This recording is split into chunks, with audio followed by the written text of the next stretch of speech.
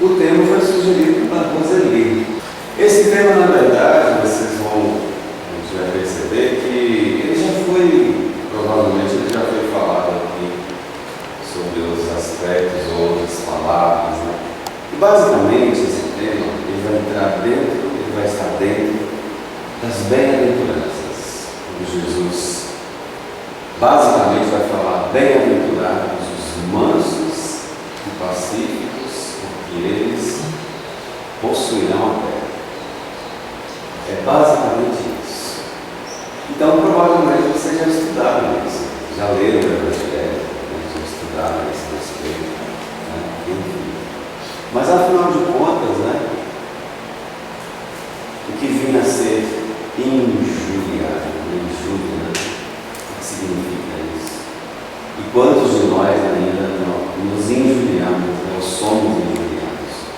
E se somos ou se fomos injuriados, qual foi a nossa atitude ou qual tem sido a nossa atitude diante das injúrias? Né? Antes de mais nada, é preciso entender o significado dela. Né? Nada mais é do que ação ou dito ofensivo, em que há insulto, alguém que já foi insultado pelo marido, pela esposa, pelo filho, pelo vizinho, no trânsito. Então, né? São Paulo, né? Ofensa que prejudica a dignidade de alguém, dano, injúria alguém, já sofreu algum danos morais, né? Já teve algum direito violado, né? Já precisou de algum serviço público e passou pelo constrangimento de não conseguir, seja vaga para internamento, uma cirurgia, um tratamento médico, né? Alguma coisa do tipo, né? Ação ou efeito de estragar ou danificar, né? Dano, enfim, certamente nós já passamos por alguma situação do tipo. Você já quase 100% de certeza que você já tenha passado por isso, por alguma ação de dano. Basta você mensurar isso aí. Você já foi ofendido? Busca na memória alguma ocasião, alguma situação em que você se sentiu ofendido. Em casa, na rua, no trabalho, em alguma situação. Né? Já foi insultado alguma vez? No trânsito, por exemplo. Né? É bem comum aqui em São Paulo. Comum, é habitual, né? É diferente. É habitual em São Paulo. Já sofreu algum dano? Né? Já teve algum direito violado, como já dissemos? Então essas são possibilidades que provavelmente nós já passamos ou passaremos. O certo é que na vida de relação nós vamos nos deparar com situações onde nós vamos perceber exatamente tudo isso. O psicólogo americano Marshall Rosenberg escreveu um livro belíssimo chamado Comunicação Não Violenta. E nesse livro ele vai falar exatamente de dois aspectos que estão ausentes na nossa maneira de comunicar. Quais sejam a empatia e a autocompaixão. Empatia e autocompaixão. É mais ou menos assim, né? É mais ou menos assim. Você vive no lar, você tem filhos, e os filhos, eles não deixam as coisas nos lugares, né? Geralmente eles largam em qualquer lugar. E aí você, como você ainda não aprendeu a ser empático, a usar uma comunicação que não seja violenta, você fala assim: que menino bagunceiro. Sim ou não? Sim. A gente fala, mas no fundo, vamos prestar atenção. Aí o que o Marshall Rosenberg vai dizer? No fundo, a necessidade não atendida que está por trás porque essa fala, que menino bagunceiro, é uma fala de julgamento. Eu estou julgando a pessoa. E observe, quando a gente é julgado, naturalmente, nós temos uma tendência à defesa. A defesa. Ao invés de você aprender com aquela situação, você toma aquela situação, aquela fala, como uma fala agressiva e naturalmente você se defende. Isso eu estou dando um exemplo, mas isso acontece, né, em todas as instâncias. Né? Você é mal atendido numa loja, num comércio, por exemplo, aí a pessoa, você toma aquilo como uma afronta. Né? Isso porque, vai dizer o macho brasileiro, porque a gente se afastou, ele vai usar exatamente essa expressão, nós nos afastamos da nossa natureza compassiva. Compassiva. E aí eu fiquei analisando isso. Na questão 886 de Livro dos Espíritos, Kardec pergunta qual é o verdadeiro sentido da palavra caridade, conforme Jesus entendia. E é engraçado porque vai estar lá benevolência para com todos, indulgência para com as imperfeições alheias e perdão das outras. Indulgência. Ser indulgente é o quê? Ser compassivo. É aceitar que o outro pode te ofender, te magoar, pode te agredir. Ou vocês acham que nesse mundo que nós nos encontramos, né, isso não é possível? Eu diria que é justamente o contrário, é completamente possível. Por quê? Porque a nossa natureza ainda é predominantemente material. E quando eu digo predominantemente material, entenda-se nisso, melhor dizendo, o domínio das paixões. Ou dominar, nós ainda somos dominados pelas paixões. O ciúme, a raiva, a inveja, a mágoa, os ódios, o rancor, o melindre. Então veja que eu estou falando de coisas que vão surgir, por exemplo, nessas situações em que nós somos ofendidos, insultados, nas situações em que nós sofremos algum dano. Por exemplo, você compra um aparelho, e aí o aparelho vem com algum defeito, e aí você entra naquele dilema, né, que é entrar em contato, fazer contato com a empresa, notificar a empresa de que o aparelho está danificado. Então, até você conseguir resolver a situação, você vai passando por inúmeras situações, vai pegar uma pessoa que não vai ter paciência para falar contigo, né, tipo, né, do saque da empresa, esses 0800. Sobretudo quando é de operadora, né, de celular, imagina, né, quem já teve a oportunidade de ligar é extremamente constrangedor. O dia desse, na sexta-feira, melhor dizendo, um colega estava com um problema num cartão, né, que ele tinha um crédito e eles estavam cobrando um valor que ele já havia pago. Então assim, ele já tinha falado com umas 5 ou 6 pessoas e elas não conseguiam resolver. Por quê? E além disso, ainda falavam com ele que não tem preço, o senhor está devendo, você tem que pagar. E ele, não, mas eu já paguei, o que está aqui é a empresa que está me devendo. E eu sei que chegou sexta-feira e não havia resolvido o problema. Ele falou assim, não tem um jeito, eu vou questionar a justiça para resolver isso. Eu já posso. Eu estava realmente cansado. Né? Então, na vida de relação, nessa vida de relação que nós trazemos uns com os outros, seja a partir do lar, seja nas relações sociais como um todo, você não tem jeito, você vai ter que enfrentar, você vai se deparar com a imperfeição alheia e vai estar sujeito a todas essas coisas aqui. Jesus tem uma frase interessante, ele diz assim: o escândalo é necessário, mas ai daquele por meio do qual o escândalo o escândalo é necessário por quê? É necessário para quem? Exatamente para quem promove? Obviamente não, porque na frase que diz, ai daquele que por meio do qual o escândalo vem. Então, se é necessário para aquele que sofre, só pode ser para aquele que sofre a ação do escândalo. Por que é necessário para aquele que sofre a ação do escândalo? Porque ele está tendo a oportunidade de exercer o quê?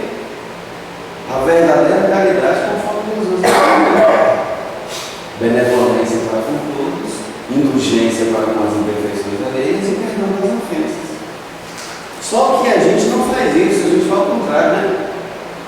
Quando você é agredido, qual a sua tendência? Agredir também. Quando você é ofendido, você diz, não, tudo bem, tá certo. É óbvio, né? Não são todos, né? Tem algumas pessoas que já conseguem fazer esse movimento. Então, é interessante você entender o seguinte, diante dessas situações aí, se é que você lembrou de alguma aí que você viveu, né? Eu espero que tenha tido muito tempo, né? Você tenha vivido uma situação como essa recente, mas é preciso entender como foi a sua reação. Por que, gente? Quando eu digo ensinar, o ensinamento é para você. Porque, por exemplo, quando a pessoa agride, quem agride não se lembra da agressão. Quem se lembra é quem foi agredido. É quem sofreu a agressão. Quem foi roubado, o ladrão, né? A pessoa que rouba, não lembra da pessoa. Quem é, né? Que ela efetuou o roubo. Mas a pessoa que foi roubada, ela lembra. Por quê? Porque é uma situação marcada por uma carga emocional. Agora, eu preciso entender que carga emocional foi essa. Se foi raiva, se foi mágoa, se foi ódio, se eu tive vontade de funilar a pessoa naquele momento. Se eu desejei tudo de ruim para ela. Tomara que eu sei, né? A pessoa que levou meu celular, tomara que ele na frente, assim, né? Então, eu preciso analisar a minha reação. Por quê, gente? Por que eu preciso analisar isso? Vocês não confiam em Deus? Sim ou não? Vocês acreditam em Jesus? Sim? Então tem que se adequar aos ensinamentos dele. Tem que se conformar a ele. Confirma a nossa fé e é ensinando. É ensinando. Então, se eu confio, não é assim? Quando você faz uma procuração, você não vai lá, ateste, dou fé, não é assim? Não é isso? Então, em relação a essa, a proposta, sobretudo a proposta espírita, eu também preciso fazer isso. E entender que essa proposta, a proposta de Jesus, não é para todo mundo, é para mim. É para mim. É para mim, de acordo com as minhas necessidades, de acordo com as minhas vulnerabilidades, de acordo com aquilo que eu ainda não possuo para estar mais próximo dele. A proposta dele é essa. Então, a superação das injúrias, eu mudei um pouquinho o que você falou. Por quê? Porque quando você se decide a superar as injúrias, esse movimento já representa uma transformação moral na sua vida. Alguém, por exemplo, que levando, né, um golpe, por exemplo, ao invés de se irar, né, de desejar mal a outra pessoa, lamenta, ela simplesmente lamenta a ação da outra pessoa. E ela sabe, porque ela confia em Deus e sabe que Deus é justo e sabe que não há jeitinho com a lei de Deus, ela sabe que numa oportunidade póstuma, aquela pessoa que te causou dano vai sofrer a mesma coisa. Foi inclusive o que Jesus quis dizer quando diz a Simão Pedro, lembra desse episódio? Jesus está sendo Pedro, Simão saca a espada e corta a orelha do soldado e Jesus embainha a espada, pois quem com ferro fere, com ferro será ferido. Ele está falando de quê? Ele está falando de punição ou ele está falando de justiça? Justiça. E acontece uma coisa muito interessante. Essa pessoa que cometeu esse dano, ela se sequer vai lembrar disso, ela vai fazer igual a gente, vai reclamar do mesmo tempo. Ela vai viver uma situação futura em que alguém vai tirar alguma coisa dela e ela vai reclamar: meu Deus, mas esse mundo é injusto, por que comigo? Por quê? Porque ela não lembra, daí o esquecimento do passado. E uma coisa interessante nisso, olha só, as situações que nós estamos sujeitos aqui têm a ver com as escolhas que nós fizemos lá atrás, que nos legaram a um mundo de expiações e provas, onde estamos em contato com outros iguais a nós, que têm defeitos, que têm imperfeições, e que naturalmente, sujeito a essas imperfeições, nós estamos sujeitos a sofrer injúrias, injustiças, danos. Então, vocês lembram desse bonequinho aqui? Quem assistiu o filme Divertidamente? Já tem até o 2. Esse bonequinho representa a alegria. Então, quando nós perguntamos lá atrás, se você já sofreu alguma dessas situações, qual foi a sua reação diante disso? Você ficou alegre? Obrigado, Senhor, pela oportunidade que o Senhor me deu de testar a minha fé em Ti. Foi assim que você fez? Obrigado porque agora, eu, não obstante ter saído dessa situação com dano, ter sofrido uma agressão, eu continuo firme no propósito. Não desejei mal à pessoa, continuo aqui, Foi essa a sua reação? Ou foi essa aqui? Lembra dessa aqui? Tristeza. Meu Deus, por que comigo, gente? Tanta gente ruim no mundo, e logo eu, que foi que eu fiz para merecer tudo isso? Jesus, não é possível isso, gente. E aí a pessoa fica triste, esse mundo não presta para si, não dá para viver nesse mundo. Ou talvez a sua reação tenha sido essa. Lembra desse aí? Você ficou irado, maldito, desejou mal, não é assim? A gente tem uma frase, é praticamente um jargão. Você não deseja mal para a pessoa, você fala assim: Deus tarda, mas não falha. Não é assim?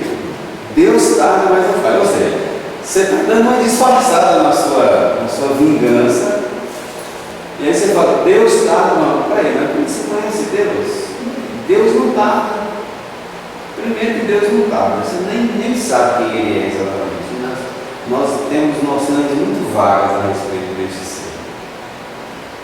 Mas você tem uma reação, e eu tenho certeza que nas situações que você viveu, você pensou no outro mais do que em você. Você não fez essa análise. Essa análise íntima é difícil de fazer. Por que é difícil? Porque a gente não tem o hábito de fazer. Exceções feitas quando acontece alguma coisa em casa, por exemplo, que o marido agride a esposa, ou os filhos, etc. E tal. Aí depois, vem a consciência e caramba, sabe o que eu falo? Vamos desculpe, foi mal. Não é assim? Mas nas situações corriqueiras do dia a dia, você não faz isso.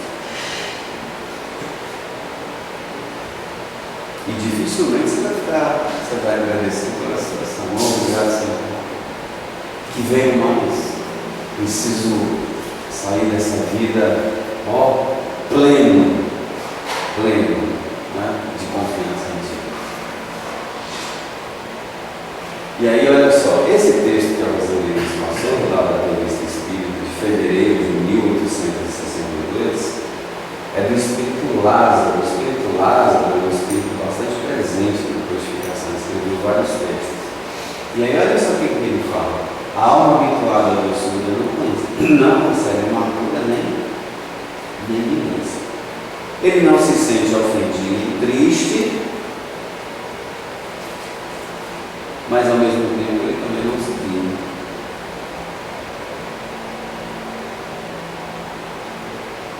E o maior exemplo disso que a gente tem no nosso outro, é Jesus. Né? Nesse episódio que nós relatamos aqui, da prisão de Jesus, em que Simão Pedro vai sacar a espada e cortar a orelha do soldado. Por quê? Porque não se corrige violência com violência. Um exemplo mais próximo que nós temos é de Gandhi, Mahatma Gandhi. Né? Me recordo que na biografia de Gandhi, quando ele vai fazer um último sermão, um último discurso, um amigo dele, uma pessoa conhecida, está armado e fala sobre o que ele pergunta: para que essa arma? Para te defender. E ele questiona: eu não preciso dela para me defender. Porque não se combate a violência com violência. Foi por isso então que ele propôs a não violência. O Marx Rosenberg, que nós citamos anteriormente, eles se valeram, inclusive, do Mahatma Gandhi, né? Do propósito de se aplicar à não violência. E aí tem outras ferramentas, né? Que você tem um conjunto de ferramentas. É interessante, quem tiver interesse, compre o livro de Comunicação Não Violenta do Marx Rosenberg. Tem exercícios no livro para você, inclusive, reconhecer quando é que você tem uma atitude de julgamento. Como é que esse julgamento ele vai aparecer nas frases, como por exemplo: você continua o mesmo, você não muda, você é desatento. Essas palavrinhas, elas são palavras que expressam julgamentos. Por trás dela, na verdade, tem, como já dissemos, necessidades não atendidas.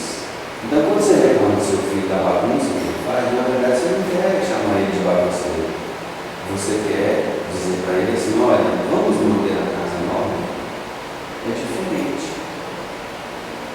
Só que quando você usa a expressão julgamento, como dissemos, a pessoa toma isso como uma afronta. Você gosta de ouvir isso? Você não tem jeito, sempre chega atrasado. É um julgamento. É diferente de você perguntar: olha, foi alguma coisa que aconteceu para você chegasse nesse lugar? Aconteceu alguma coisa? Então, a empatia, da mesma forma que a autocompaixão, ao invés de você se julgar: meu Deus, você não faz isso também? Caramba, você não se pune? Ainda continua fazendo: poxa, por que eu fiz isso? Por que eu não? Autocompaixão. Eu fiz errado porque eu sou imperfeito. Eu preciso ter conhecimento das minhas vulnerabilidades para saber que eu ainda, até onde eu posso ir, ou para que eu errei. Né? E aí a gente vai perceber que nós precisamos mudar essa postura. E tem uma coisa importante, começando do próprio lar, da própria casa, porque é em casa que os desafios são maiores. Porque a pessoa que te conhece, ou a pessoa que mais te conhece, está dentro da sua casa. Não é assim? E ali dentro é onde você vai precisar usar de, ao invés de amargura, brandura. Ao invés de vingança, pacificidade. Por isso Jesus vai dizer: bem-aventurados os mansos e pacíficos, porque eles possuirão a terra. A gente tem uma ideia de que possuir a terra é ficar aqui. Não é isso. Possuir a terra é não ser dominado pelas paixões. Por quê? Porque se nós observarmos na escala espírita, quando Kardec vai fazer a classificação dos espíritos, no que diz respeito aos espíritos imperfeitos, ele diz que neles a matéria sobrepuja o espírito. Então, nós vivemos muito mais a vida do corpo do que a vida espiritual. Embora nós saibamos que nós somos espíritos, que nós não pertencemos à Terra, que a nossa passagem aqui é de fato uma passagem, vai ser breve, todos vamos morrer, e que o objetivo, a finalidade da existência não é a própria existência, mas aquilo que nos tornaremos futuramente na condição dos espíritos. Se eu lembrar o que eu posso levar nesse mundo depois que eu morrer, danos, bens materiais, eu não consigo levar. Porque o corpo, tudo aquilo que é matéria, fica. Então o que vai comigo? O tesouro do coração, como se diria, como vai dizer Jesus. E o que representa esse tesouro do coração, se não dominar em você aquilo que ainda te domina? A inveja, a raiva, a mágoa, o ciúme, a tristeza, o rancor, o delírio, que são manifestações do predomínio dos vícios radicais, que chama Kardec, vai dizer que é o egoísmo. Então, se eu tenho essa consciência, eu vou entender, inclusive, que o trabalho do Evangelho, não é uma coisa fora, não é simplesmente divulgar a mensagem, não é conhecimento, é vivência. Vivência. Tem um fato interessante nos Evangelhos, que Jesus, junto com os apóstolos, está vindo de Cesareia de Filipe em direção à Galileia, a Cafarnaum, e num dado momento ele para e pergunta para as pessoas: que dizem os homens ser o filho do homem? Em outras palavras, estão dizendo o que é ao meu respeito?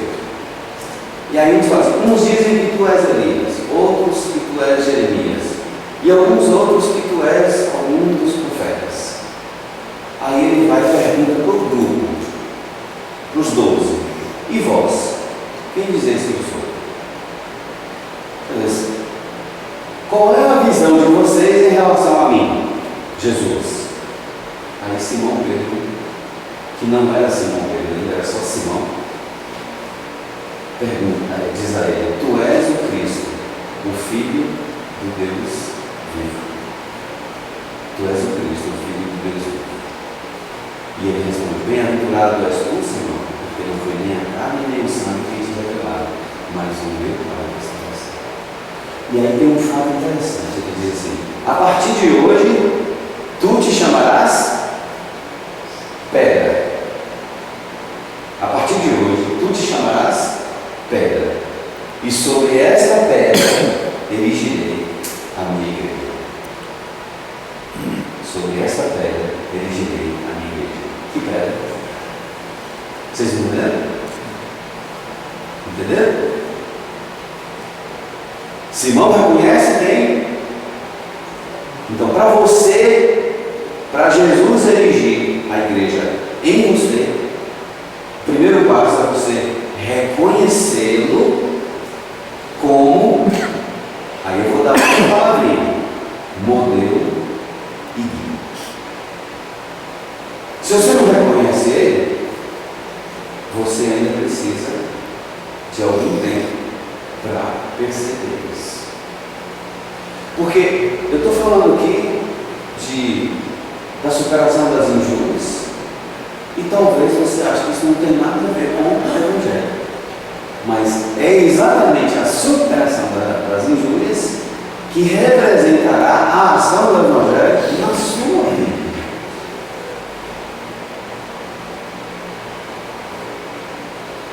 A superação da maldade que existe dentro de você, da forma como você reage diante da reação ou da ação dos outros para consigo.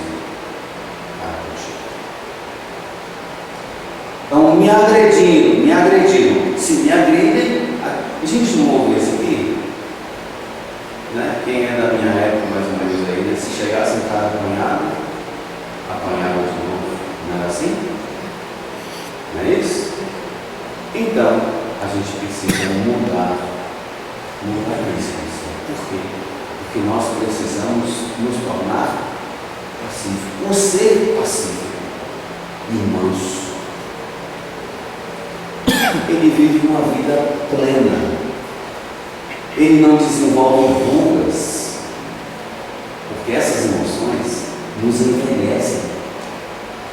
Elas aceleram o processo de envelhecimento das células, que sobrecarregadas de emoções danosas, como raiva, mágoa, ódio, ciúme. E veja, eu estou me baseando em dados científicos. Basta você fazer um estudo da neurociência hoje, por exemplo, você vai perceber. Ou, se você quiser, da psicossomática, que são ciências que estudam a ação das emoções no soma, que é o corpo.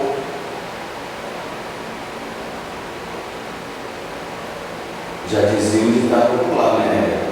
Uma frase antiga, né? Mente sã, corpo sã, mente sã. A gente fica repetindo essas coisas. E eu tenho certeza que você já deve estar cansado de ouvir essas coisas, mas a proposta é converter isso em atitudes.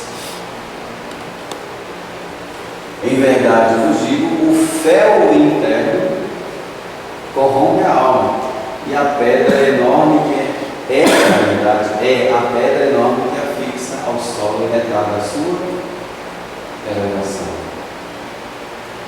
Na escala espírita que nós estamos agora, por Kardec, por assim dizer, ele propõe ali duas coisas na escala espírita. A primeira coisa é você se encaixar ali dentro. Leia lá a escala espírita e se encaixa ali dentro. Eu já me encaixei. Eu já sei onde é que eu estou ali. Segunda finalidade da escala espírita é perceber os elementos que te faltam para subir na hora. Subir na hora. Então falta vontade ainda. Falta mansuetude, falta pacificidade, falta tolerância, falta indulgência. Eu vou parar, mas senão a gente acaba desanimando, né, gente? Mas não é para desanimar, sabe por quê, gente? Porque você tem plena capacidade para superar tudo isso. É por isso que Deus nos confia a cada dia um novo dia, com a certeza de que hoje será mais um dia a ser trabalhado. Mas o trabalho de Deus não é garantir a você casa, carro, conforto, trabalho, não é isso. Porque você pode ter todas essas coisas e não ter a liberdade de não ter esse sentimento, por exemplo, do coração. Você já imaginou a liberdade que é você não ter ciúme, raiva, mágoa, ódio, tristeza? Imagina enquanto ali. Ou vai me dizer que você consegue viver bem com todas essas coisas? Não dá, né? Então, a gente precisa fazer isso. O bem-aventurados dos mansos e pacíficos, ele surge no momento em que Jesus está diante, né, da multidão, porque ela faz parte daquilo que a gente conhece como Sermão do Monte. Então ele vai dizer, bem-aventurados os mansos e pacíficos, e ele vai falar, ouviste o que foi dito aos antigos. O que foi dito aos antigos? Moisés diz aos antigos, não matarás, e todo aquele que matar está sujeito a julgamento. Né? Eu, porém, vos digo que todo aquele que se encoleriza com seu irmão estará sujeito a julgamento. E quem disser seu irmão raca, era uma expressão de desprezo usada pelos judeus, né? Estará sujeito ao sinédrio. E quem disser louco, estará sujeito ao queima do fogo. Então Jesus eleva a condenação para o âmbito do pensamento, daquilo que você pensa a respeito da pessoa. Então, por exemplo, tem alguém que não gosta de mim, não precisa falar. Não precisa falar não. Pois é. Nossa, que palestrante chato. Né? Repetindo essas mesmas coisas aí. Então veja faz assim, quando nós fazemos isso, nós estamos dizendo a Deus assim, olha, meu coração está dividido, eu quero te amar, mas eu ainda não consigo amar o próximo. E um coração dividido não é capaz de amar a Deus, porque Deus ele quer você inteiro. Ele precisa que você o ame integralmente. Então, se houver um desviozinho ali, por isso que nesse mesmo sermão, Jesus vai combinar com bem-aventurados os puros de coração, porque eles verão a Deus. Então, se Deus ele não é material, se ele é imaterial, ele não é nada que se possa ver com os olhos. Então, esse ver só pode ser com o coração. E um coração dividido não é capaz de ver a Deus, porque está dividido entre ele e outras coisas, entre o bem e o mal. Não, tem que prevalecer unicamente o bem. Você precisa ter um amor incondicional. Por quê? Porque é um amor que não existe condições. E assim você vai entender que a proposta de Jesus é exatamente de mudança interior, de conversão, de regeneração íntima. E não diz respeito a todos, diz respeito a você. É Deus e você. Não tem assim, quando todo mundo mudar, eu mudo. Não. É você. Ah, mas o outro ainda me agride. É você. O outro é responsável pelas ações dele. Sofrerá a consequência das ações dele, assim como você sofrerá as consequências das suas ações, a cada um segundo as suas obras. Semeadura livre, colheita obrigatória, coisas que nós já ouvimos, mas que apenas ouvimos, né? E é preciso interiorizar essas coisas. Já estamos caminhando para o fim. Kardec pergunta na 909, questão 909, porque lembra que nós falamos que os mansos e pacíficos possuirão a terra. E possuir a terra significa não ser dominado pela matéria. E é justamente o contrário, que é o que já acontece, já ocorre nos mundos superiores. O espírito sobrepuja a matéria. É uma das características primeiras dos espíritos bons. Então Kardec pergunta na questão 909, o homem poderia sempre, gente, não é talvez, nem é de vez em quando, é sempre, o homem poderia sempre vencer suas más inclinações. Que más inclinações? Inclinação ao erro, inclinação ao ciúme, inclinação a agir com violência, com intolerância, tá? Ele poderia vencer essas más inclinações por seus esforços, seus próprios esforços. Sim.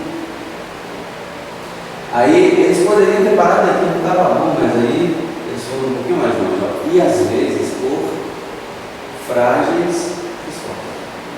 Quem tem um esforço frágil? É isso aqui. Nossa, mas está tão distante, como é que eu vou pegar? Não. Um esforço frágil. E às vezes você tem sempre a oportunidade, tem um ensejo de fazer o bem, mas você despreza esse ensejo de fazer o bem. Por quê? Porque a ânsia, o desejo de magoar, de revidar a ação, ainda é maior. Motivado por quê? Pelo predomínio da matéria sobre você. O nome disso é orgulho. Ao invés de você admitir que você, eu não vou me deixar vencer pela vingança. Eu vou resistir, não vou me vingar, vou fazer diferente. É a vontade que ele falta, com poucos dentre vós fazem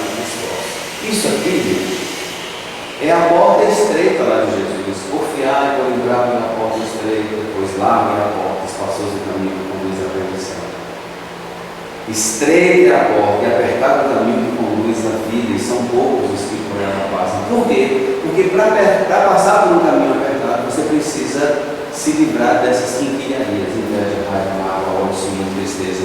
Todas essas coisas que nos mantêm presos, enraigados aqui no mundo, nesse mundo de provas e expiações. Se eu quero sair daqui, se eu quero ir para um mundo melhor, se eu quero viver em harmonia com o universo, eu preciso eliminar de mim quaisquer sentimentos que sejam contrários à lei de Deus. Se Deus prega amor e em mim existe algo que seja oposto a isso, contrário a isso, eu preciso me analisar, eu preciso perceber o que eu posso e já devo fazer. Há muitas pessoas que dizem, eu quero, mas a vontade está sempre somente nos lábios. Elas querem ter muito prazer. Que isso não ocorre. Quando se crê que não se pode vencer suas paixões, é uma coisa que muita gente faz. Ah, mas é difícil. Não é assim que eles falam? Ah, mas é difícil. É difícil já é uma crença que você está alimentando para não fazer a coisa, para fazer aquilo que é necessário. É que o espírito dela se compraz em decorrência da sua inferioridade. Aquele que procura reprimi-las compreende sua natureza espiritual. Eu não sou o corpo, eu sou o espírito. Vencê-las é para ele um triunfo do espírito sobre a matéria. E aí fica a dica. Quando for censurados, entrar em... A gente sai, né? Quem é você para estar falando assim comigo? Quem é você? Não é assim? Quando ela fala, baixa a sua voz para falar comigo. Não fale assim. Entrai em vós mesmos, examinai vosso pecado interior. Qual é o meu pecado interior? Agredir. Revidar a ofensa. Esse é o meu pecado. Mas o outro me agrediu. Não agrida. Porque aquele que você diz que segue, e eu estou falando para mim, tá, gente? Aquele que você diz que segue, recomenda a quem te bater na face direita, ofertar-lhe a outra. Não é bater na outra, não, tá? Na outra face. É, diante da violência, oferta amor. Diante da injúria, oferta mansuetude, pacificidade. Essa é a outra face. E não significa ser conivente com o erro, mas é ser resignado e não agredir. Se eu quero de fato um mundo com pote de amor, onde todos possam viver a verdade, aquele que o mundo ignora, examinar o vosso pecado interior, aquele que o mundo ignora, que está dentro, ninguém vê, medir a vossa profundidade, olha, e curai a vossa vaidade pelo conhecimento da vossa miséria. Isso é autoconhecimento. Ao invés de me voltar para fora, eu volto para dentro e analiso como é que eu me comporto diante de tais coisas, e vejo que isso acontece em vários âmbitos. Quem faz terapia, por exemplo, está exercitando exatamente, está buscando isso. Você bota para fora as suas angústias, os seus medos, os seus anseios, e etc. No Jardim das Oliveiras, para encerrar, Jesus conheceu a dor humana, mas ignorou sempre a aspereza do orgulho e a pequenez da vaidade. Tanto que na cruz, imagina você crucificado, já ali, quase morto. Você não está nem preocupado com você, está preocupado com aqueles. Pai, perdoa, eles não sabem o que fazem. Não tem mágoa, não tem raiva. E ele se submete a isso sabendo que passaria por tudo isso. Ele não rejeita Judas que há de o entregar. Ele não despreza Pedro que o há de negar 3 vezes. Ele não abandona nenhum daqueles que naquela hora crucial o abandonaram. Por quê? Porque é um coração puro, manso e humilde. Por isso que ele vai dizer